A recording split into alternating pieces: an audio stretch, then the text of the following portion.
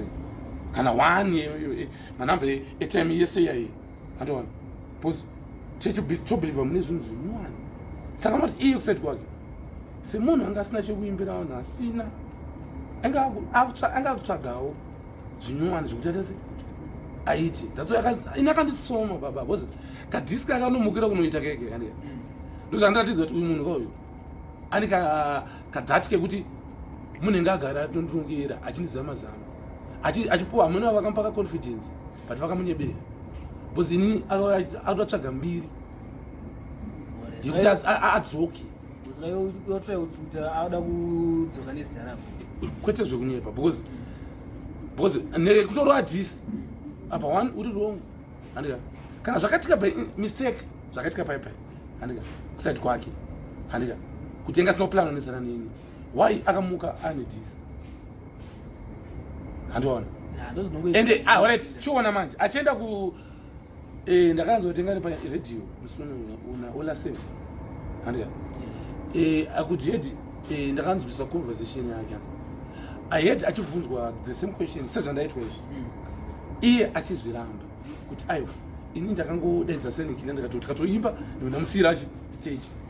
but iye stage aitoramba pastage apa anobva nekuda usati anobva nekuda pepe yakazodhonzwa nevanhu aiwa anodhonzwa enga adona bazana enga akakuchema futi anga adona anga kusachemera pepe maya ndati German vane kanga affection kavainako kekudona so ubva vata sei aiza hatinganyatsvaka zvakawanda izvozvo panyaya yeurwere hwemunhu andika but mukuru aya vakatozorwara vari pastage that's why vanhu vakazoita se vakazomubatirana ende inini hangu ndendisina kulodha kunoti ndakatsamwa zvekunosvika pakudaro aiwa ini ndakatoti whatever zvaitika ini thanks kana wanzwisisa kana kuti apa pastage apa inachanyaramba ichitaura zvinhu zvese let me do the music but but samwe unenda drainwa energy because that's ndakarwisa kubva pakukwira pastage in energy iri kudrainwa kai because they know pamwe ndo the only way to try to stop Mickey but zvinozongoperera mutry because after at the end of the day ground rese ngwere dzese ndakazodzitenda kuti aiwa ngwere big up on yourself munomira neni handowana enda kuti notice kuti I've got ngatikuti stodat yese nemazarire enge yakaita ngatiti half yestodat yese yakasara yaiya ichida kuti aiwa maya isusu edu tomira chi naye handoedza mongo saka inyaya yamisambare yazi panyaya yemadhisi apa takazonzwa kuti unzanzi rako rakazobuda aina ndi uchipiece off kuti Mr. Mbare so uchizwa ngwa apply padhisi rake say because ini sengiruzivo ini ndakatoshaya challenge again warekana mimi muchiti mimi tawanda chaiyi handiya tawanda we all know kuti panyaya dzehondo tawanda nakina inini auradza sei tawanda handiya but ini tawanda ndani kina but do not tawanda challenge yangu inini akairamba waiza mama kuti ambonetsana but big now we are best friends nasetotese kustodat andowana challenge yangu inini ndakaishaya challenge andikunzwa mari dzakamboofwa dzemaclash ndikashaya andowana kuti hayi maybe uyu ndiye one abvuma alright challenge andiwanzwa atadzota kuida achifunga kuti zvichamubatsirawo kudzoka but mudzi yechinowani hondo akusudya sadza ati hausi kuenda kumba kwenyu ende ini ndisiri patraining ndenda kuti ndinedze ndenda serious saka pahondo yaya bwezangu uidinga uyu kana kuti zviti mbinga alright andika ini handisi kumushinga waiza but ndida kungomuratidza kuti zvese yaakaronga yese ndoivhiringa saka iwo wakatomudhipisira andodhipisa muri udo futi makasangana apa munomhoresana here kana unomuti ndeipe mumhoresei maclax akakiswa sankisi muta sei andapresha naye but akada kupinda inini ndinongoti alright inozvibvunza zvakanakire isandaita Bozi, pane pamwe. Ina tukwena nyarara, but pane pamwe. Pekuti fange apa ndinatsokalculate kuti ndikadesa maweights pachikero. To calculate kuti kana tawanda mwana kandikumbira wani pa loud pa Facebook. Kuti silent okumbira kuti umuregerere. Ende zvakataura zvinomeka sense. Hanowanzwa maoko. Auradza tsori nani kakutogara tisina munhu watikunetsana naye. Pane kunetsana nemunhu andakanzanisa nemupostori boys. Munhu wekutoti pache zvake ndisati akamuti wakumhanyira mugwenzi. Because iye nditete vekutsiura vanhu zvamunoziva andozviti aite beef. Saka ndakamuonesa kuti iwo wakuti wakrosera kusiriko because uku ndikuingira uzive hundu andowana hapana terere mashoko andikuudza ungava uri ana wakapenga zvinenge handika kuti unganzi wakapenga unodiwa kana kuti nemari handika but panyaya dzehundu neni ndiri panapa ndikuzvitaurira ndakazvimirira zvamunoziva futi mese pakateerera ndakatonotisa vanhu mbese mune zvakanaka maiziva baba aiwapo yakina itainzwe and the next question ndeyekuti nditodhati futi time akasvika fantan takaona fantan achikusimbisa achita vanhu vanofungidzwa pamwe ndakamaka silent killer vatori vachundirako mafans akatojamba then after a few days takaona pauploadwa video pafacebook fantan tinotudza kuti relationship yako nafantan zvamai manje yamira sei because fantan now to tell the truth taita kupesana ndisandati zvinoitika ndinonesa but chakakosha ndechekuti vanhu tikazokwanisa kuzorizena bheka because unoti inini samusamo ndakambonesana naye tichitombodhisana and it's not kuti ndaizvida stereki ayo but somehow handika pepasina option because yange ringuva iyoyo yange ringuva yekutorwisana handika but still chinhu one chandaiziva ndechekuti fantan handika Mr. Tweet, choose for records Mangoma Depot. Let's out is the leading recording stable. Zimbabwe right now, Panya Dancehall. Saka, ko appreciate talent rake and ability rake. I could not to take anything away from DJ Fantan. And Fantan Moon with bass. And the inin, Zimun with bass. If that is your silent, is a killer for you. I know Magribhi man zoti. Fange ari fantan Magribhi munhu ndakashanda naye before futi takagadzira mahits akawanda na nechusport records paka ndikati mu 3 months titati mahits mangani ana diki ana tape matanzi manamba acho munotomaziya ndi saka you see it's like iri risiro iri namba randikazobudisa iri atikati ndo first kubva patanzi ta peace zvakatangira pari rinonzi riya panakariwa vanenge vachindizama asi mumwe musi vachaita munyama nekuti hamusati mationa tichitambidza mainfama amanyama vanenge vachitaura vachikakama you see it's like ndoenge iri first project yanika after tawirirana after vanidedza vanipa invitation you see ndokaninvita let me tell you say inini ndati nyangu munhu akandivenga zvinenge asi akandi-invita I will pass through kwandaidza hanonzwa nyange ukanzi kune muroyi kune chinyi inini one handachanichitya handika and two ndinotoda futi hondo ndoida peace ndoida handimunzwisa saka iwe ukanditi uda peace aiwaka ndoti mwari ngaakudzwe handika handoize mwangu fange ava vandatichiwirirana nawo dzedzitoti hama dzedu futi mukuwirirana handika kana fantan hapasina to tell you the truth there's no beef again and there will never be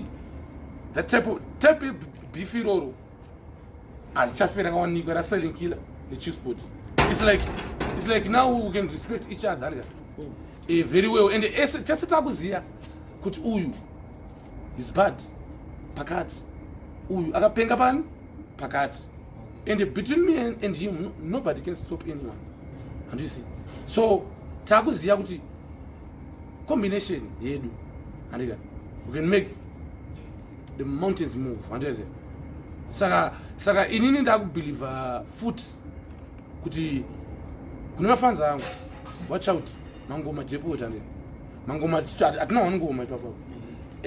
muchatombonzwa ngoma alright maiza even levels is ready pick up on self president yeah man saka ini nature sports kusvika kuma ends yeah man one family one team ndisimbisa mangoma more hits chete because zvaunoziya hapana chinotimisa kuti tiure hit any kind of a rhythm sapambira patakataisa mahits andisi hamusi kuziya iri heart like coffee cappuccino towanikwa munyika ino matrofi takatora munyika ino waza ndichibva kunopinda ridhimu rekwa ino ndakavaita iye yekumaster chigame kunova mastera chikasino zvototi ndinotsika munhu ziso nemhino chitsitsino ndobva ndavataridza kuti we are heart like coffee cappuccino hakuna ngweri inosvika pane ino boys kana mazogara muri kwamuri koko waiziva mukataure manyablo ese patokoti dhobo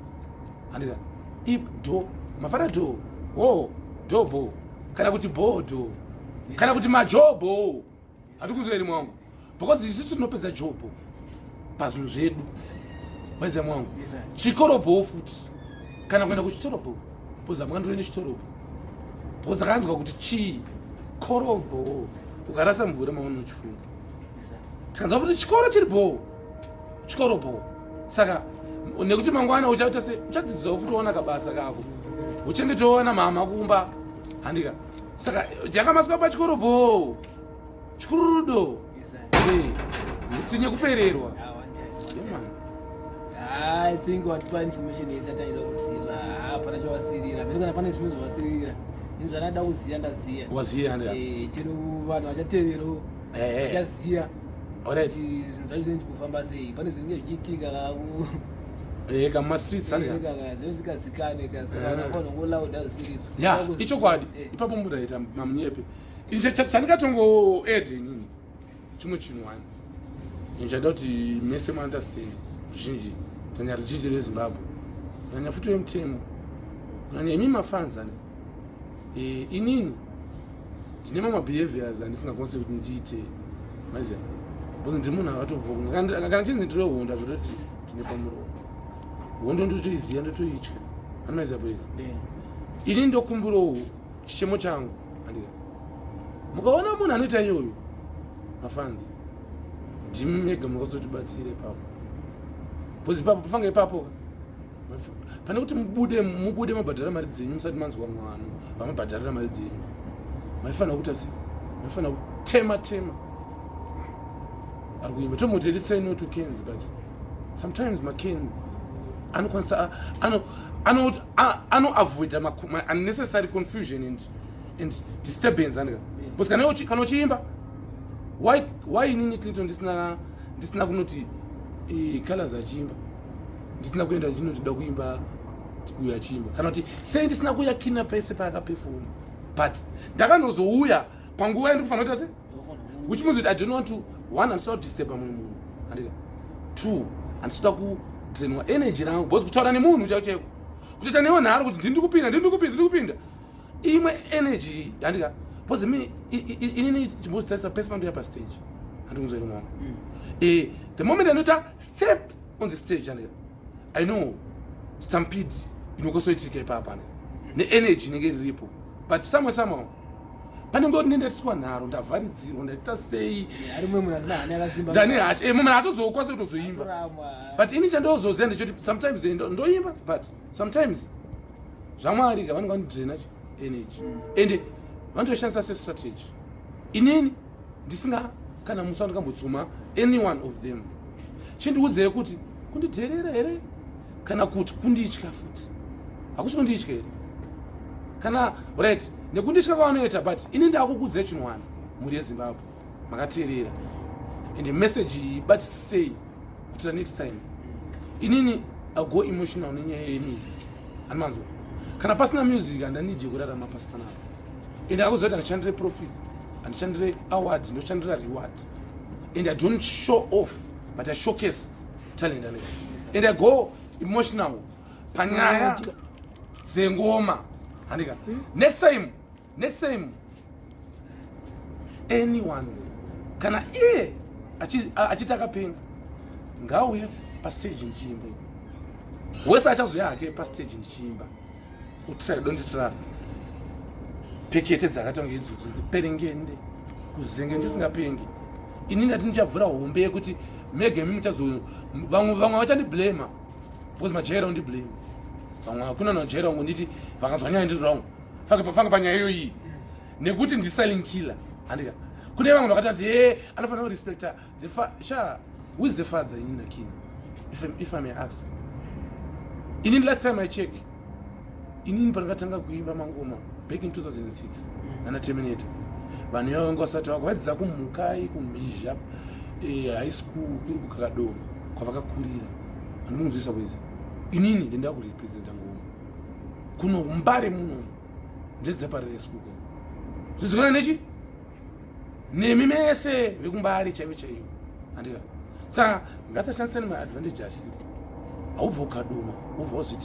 ubva momazviti misimbari mumabudirira handika isati neni atiradzwe nehaso rake handika but ngaziye kuti haana kupiwa nyembe nevanhu